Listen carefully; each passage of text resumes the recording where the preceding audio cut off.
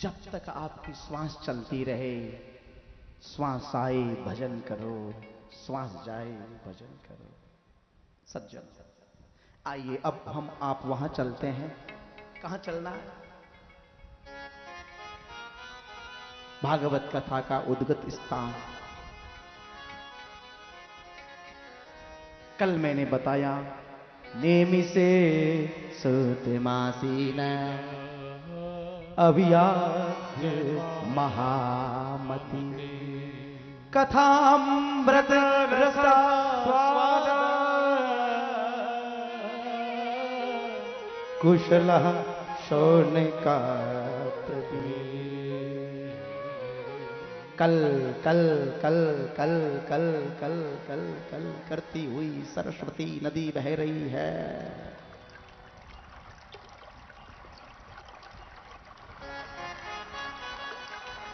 सरस्वती नदी के किनारे सूत जी महाराज आसीन हैं। सोनक आदि ऋषि सब के सब आप जैसे सामने बैठे हुए हैं। सोनक ऋषि सब सदग्रस्त ऋषि है। उनकी पत्नी, उनके पुत्र, शिष्य पुत्र, शिष्य और पुत्र दोनों को साथ में लेके प्रभु की कथा। तो चलिए हम आप वहीं चलते हैं। त्वया खलु पुराणानि सेतिहासानि चानघ आख्यात्या विधितानि धर्मशस्त्राण्यनुत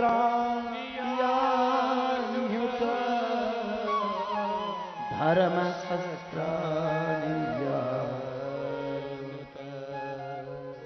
सूत जी महाराज सोनक आदि ऋषियों को लक्ष्य करके बड़ी सुंदर एक बात कह रहे हैं। हमें कोई एक ऐसी कथा सुनाओ, कथा हम सुने, दुनिया के दुख और दरिद्र दूर हो जाए। शायद मैंने कल बताया था, कथा अपने लिए नहीं होती है, कथा दूसरों का कल्याण करने के लिए होती है।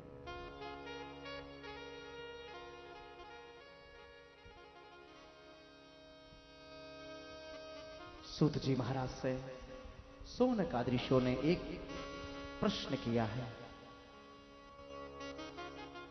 हम आपसे कुछ प्रश्न करना चाहते हैं।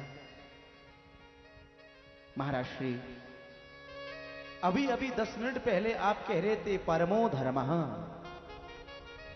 परम धर्म है, लेकिन आपने ये नहीं बताया कि मानव के लिए कर्तव्य रूपी धर्म क्या है। हाँ,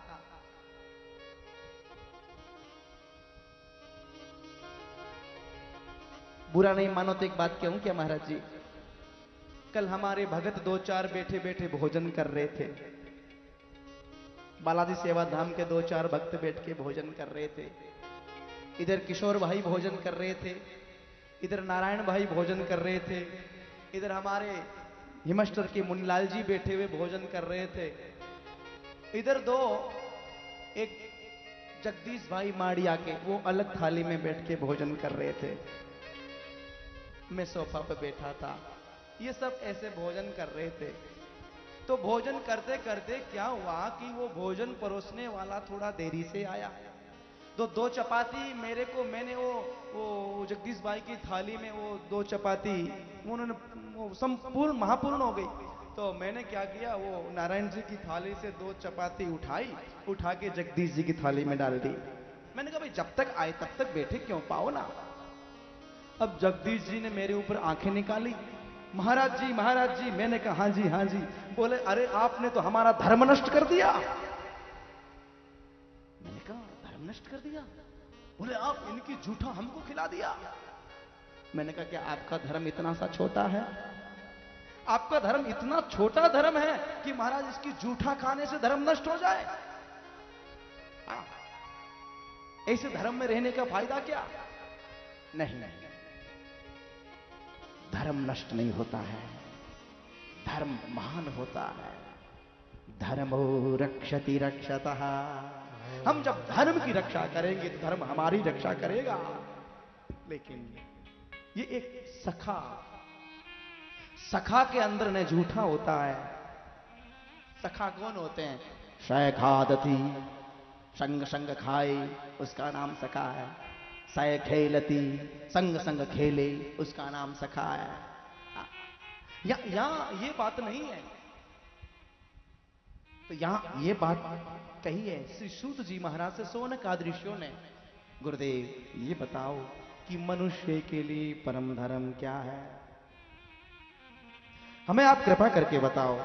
कुछ लोगों के पंडित जी के पास में जाते हैं तो लोग कहते हैं गाय को रोटी दो आपका धर्म है। लो करो बात। कुछ किसी के पास जाते हैं तो बोले सुबह सुबह मंदिर के चक्कर निकाल के आओ आपका धर्म है। किसी के पास जाते हैं ओम प्रकाश जी चितलंगिया श्री बालाजी के रहने वाले, बोले पैदल मेरे साथ रामदेवरा चलो यही धर्म है। लो करो बात। किसी के पास जाएं वृंदावन वाले लोगों, बोले वृंदावन की परिक्रमा करो यही धर्म है। कोई कहते भंडारा करो, कोई कहते कथा सुनो, कोई कहते संतों के दर्शन करो। क्या यही धर्म है क्या? कृपा करके बताओ धर्म की परिभाषा क्या है? धर्म किसे कहते हैं? हम भटक रहे हैं, दर दर भटक रहे हैं, हम जगह जगह भटक रहे हैं। इसलिए आपको कृपा करके बताना पड़ेगा मानव के लिए परम धर्म किसे कहते हैं। गुरुदेव एक मुझे बात याद आ रही है, आप क्या हो तो सुना दूं? बोला हाँ। एक बात और है हमारी कि हम एक ही मंदिर में कभी जाते हैं दर्शन के लिए, तो एक मंदिर में दर्शन के लिए जाएंगे तो उस मंदिर में यह देखने को मिलता है कि एक मंदिर है, 10 दरवाजे हैं और 50 देवता उसमें घुसेड़े हुए हैं। एक मंदिर में 50 देवता।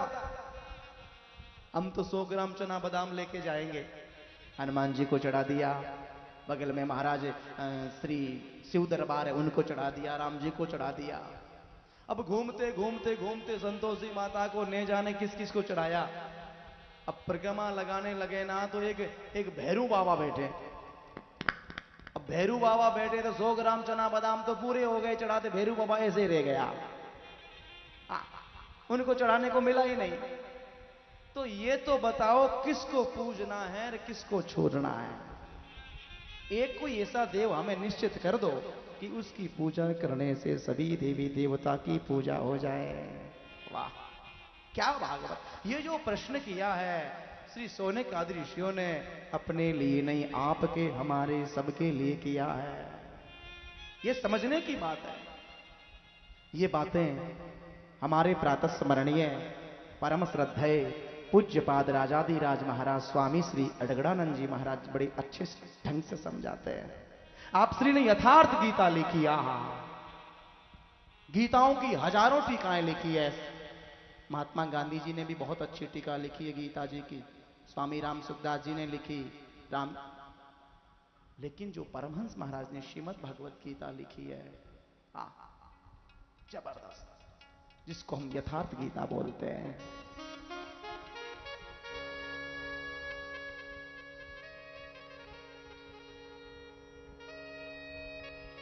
इस बार मेरी इच्छा थी 3 दिन का ही प्रोग्राम रखें, गीता जी पे प्रवचन करें, लेकिन भक्तों की इच्छा थी महाराज जी 7 दिन ही बहुत कम है, लेकिन आपने 3 दिन कर दिया। इस बार तो भागवत ही बोलो। मैंने कहा फिर भागवत नहीं, सत्संग करेंगे, इसमें भागवत है, गीता है, रामायण है, महाभारत है, सब चलेगा। महाराज जी मेरा प्रश्न यह है कि एक मंदिर में 10 दरवाजा, 50 देवता बैठे हैं, किसको पूजना है, किसको छोड़ना है? कृपा करके बताओ। एक प्रश्न और है, वेद में भगवान अजन्मा है, भगवान का जन्म नहीं होता है, न भगवान मरते हैं न भगवान जन्मते हैं, तो आप रोज क्यों गाते हो नंद घरानंद भयो जय कन्हैया लाल की? ये क्या है? देवकी का बेटा कृष्ण कैसे हुआ है? वसुदेव का बेटा कृष्ण कैसे हुआ है? दशरथ का बेटा राम कैसे हुआ है? कौशल्या नंदन राम कैसे हुआ है? कृपा करके बताओ। क्या वो ब्रह्म और है? वो कोई राम और है? वो कृष्ण और है? कृपा करके बताना पड़ेगा। महाराज जी ऐसे मेरे कई प्रश्न, एक प्रश्न हमारा एक और है, भगवान के अवतार कितने होते हैं? किसी महात्मा के पास जाएंगे, किसी पंडित जी के पास में जाके पूछेंगे महाराज जी अवतार बताओ, तो कहेंगे 24 अवतार है, केवल 24। किसी रामानंदी संप्रदाय के महात्मा के पास जाएंगे हमारा जैसे, तो कहेगा 10 ही अवतार है। अच्छा, और किसी महापुरुष के पास, तत्वदर्शी योगी के पास में जाके कहेंगे तो क्या कहेगा? हरि अनंत हरि कथा अनंता, हरि अनंत हरि कथा अनंता। हो जी, हरि अनंत है, बहुत सुंदर। कथा अनंता, हरि अनंत हरि कथा अनंता, हरि अनंत हरि कथा अनंता। कहई सुनई बहु सब संता, हरि बोल।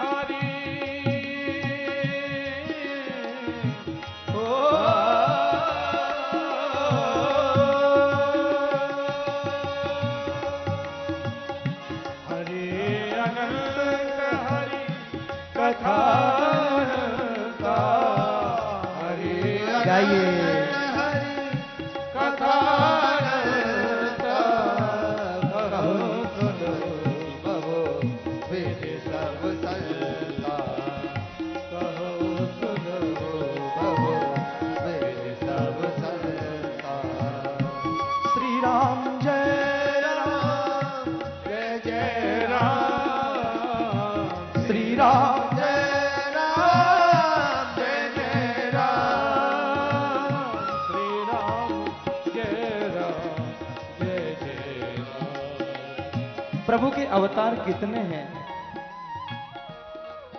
आप कहो तो गिनाऊं? आपकी इच्छा हो तो मैं आपको गिनाता। सज्जनों,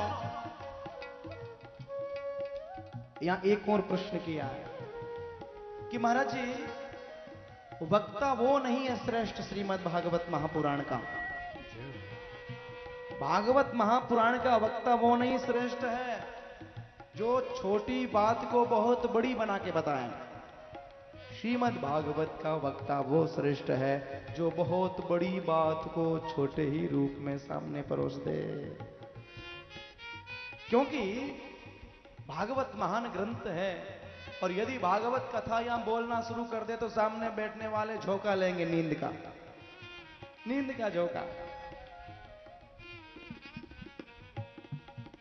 इसलिए बहुत बड़ी बात को छोटे ही रूप में बताएं।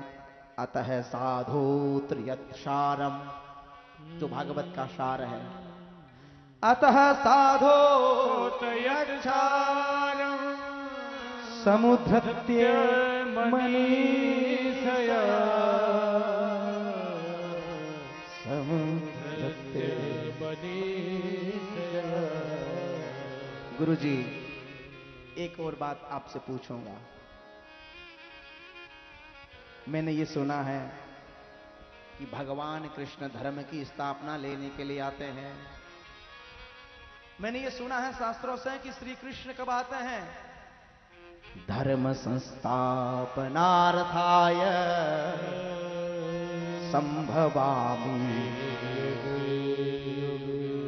धर्म की स्थापना करने के लिए युग युग में अवतार लेके आते हैं श्री कृष्ण।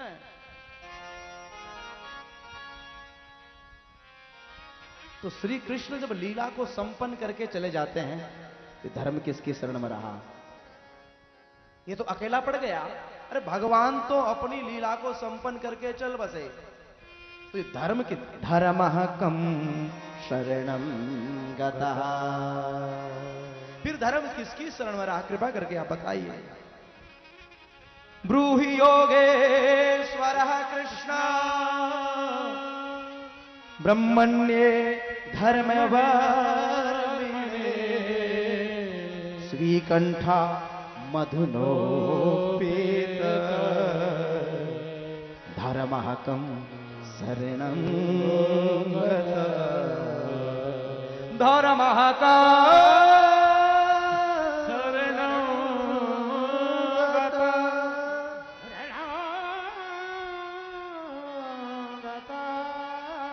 ये कुछ प्रश्न हैं, आप इन प्रश्नों के जवाब दो।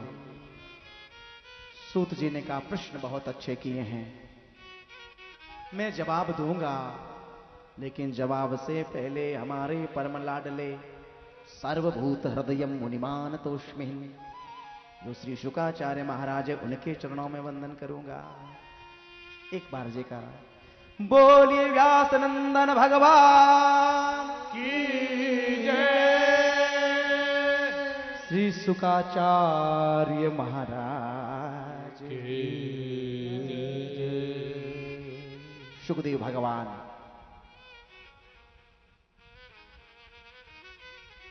अभी चर्चा कर रहा था ना, सुख मुखा, सुखदेव की चोंच लगी, वही भगवान सुखदेव है। क्या चर्चा करें क्या थोड़ी, सुखदेव के जन्म की चर्चा करें क्या? आपकी इच्छा हाथ खड़ा करके बताओ कौन कौन सुनेगा? सब लोग सुनेंगे, इच्छा है। देखो ये भागवत की कथा नहीं है, भगवान सुखदेव के जन्म की कथा श्रीमद् भागवत की कथा नहीं है। अब जो मैं सुनाने जा रहा हूं ये कौशिका संगीता की कथा है, अथवा विष्णु महापुराण की कथा है, अथवा गर्ग संहिता की कथा है। सज्जनों, परम आदरणीय सुखदेव भगवान गोलोक धाम में श्री राधा रानी की गोद में सुख पक्षी के रूप में क्रीड़ा करते थे।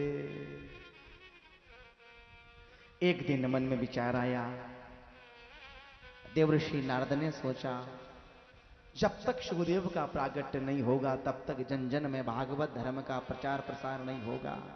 ये जो संत है ना, ये संत भगवान ही धर्म का प्रचार करते हैं, और सुखदेव महान संत है। बोले सुखदेव का प्रागट्य नहीं होगा। नारद जी ने मन में सोचा, नारद किसे कहते हैं? नारद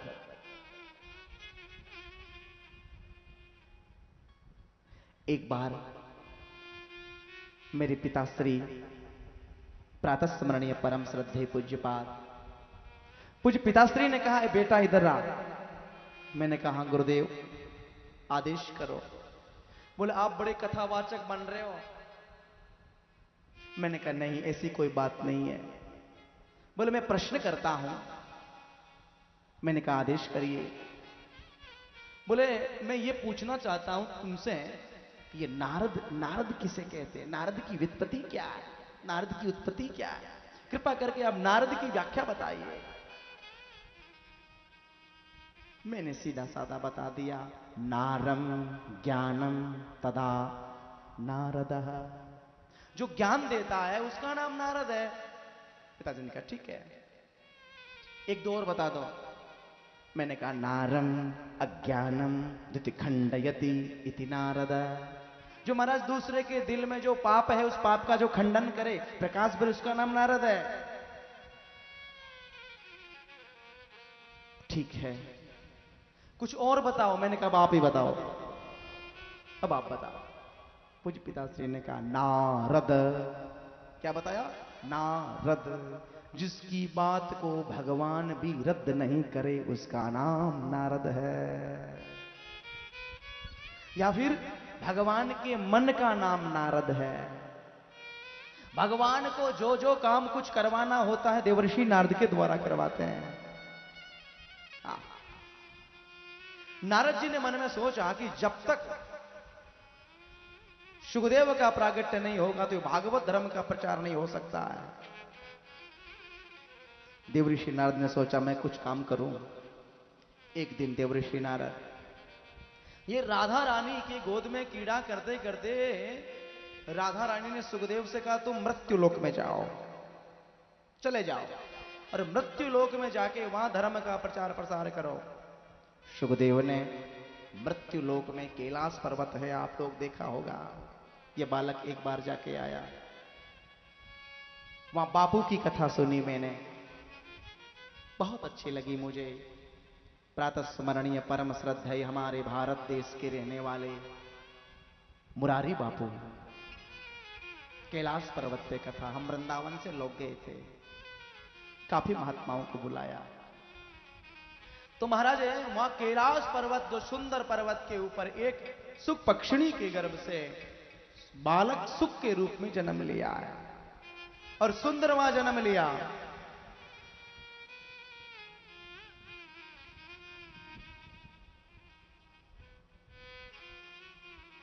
नारद जी ने सोचा अब काम हो जाएगा। नारदो देव दर्शन, एक दुनिया की अलौकिक बात बताऊं, जिस किसी ने नारद का दर्शन किया है, जिस किसी व्यक्ति ने नारद का दर्शन किया, कन्फर्म है भगवान का दर्शन हो जाएगा उसको। समझ लो टिकट मिल गई। नारद का नारदो देव दर्शना, जिसने नारद का दर्शन किया देव दर्शन हो जाएगा। सज्जनों, हमारे सेठ श्री जयदयाल गोविंद का कौन नहीं जानता, हनुमान प्रसाद पोद्दार। ये गीता प्रेस गोरखपुर की जो स्थापना हुई है, श्रीमद् भगवत गीता जो आपके हाथ में है आज, हमारे इस मंच पे जो पोथी रखी हुई है आज, ये गीता प्रेस गोरखपुर की कृपा है। और गीता प्रेस गोरखपुर कोई ऐसी वैसी महाराज वो प्रेस नहीं है। गीता प्रेस की स्थापना श्री देवर्षि नारद के कहने से हुई है। सज्जनों ध्यान रखना, देवर्षि नारद जी के कहने से भाई श्री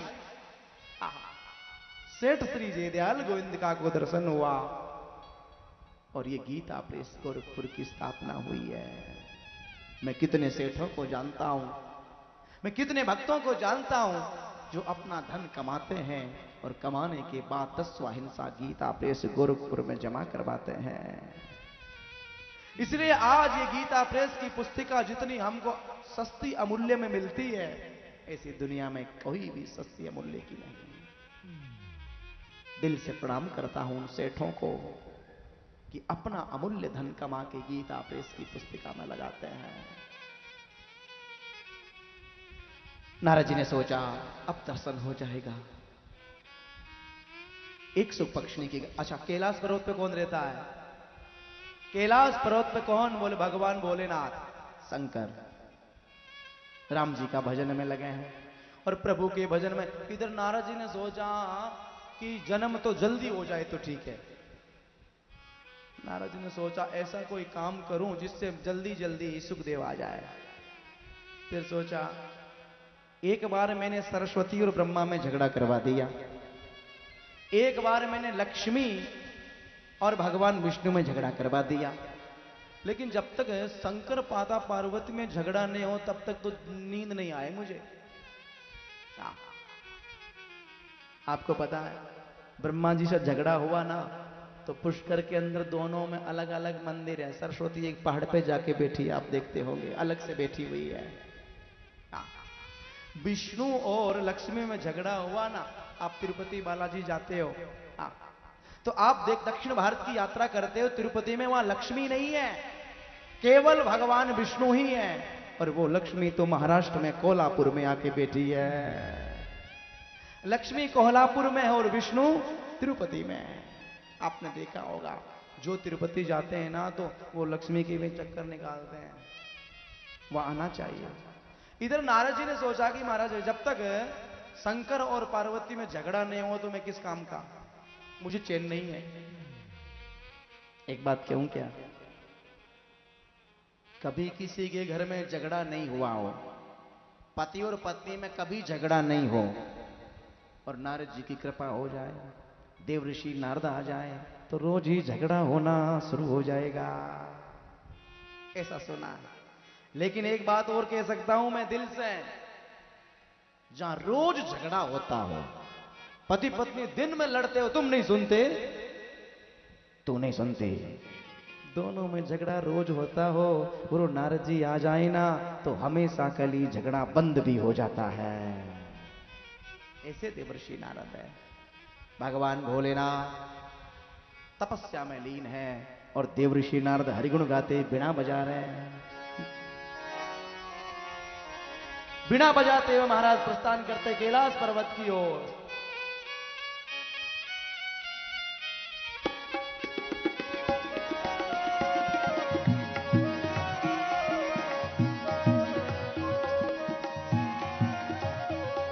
क्या बात है।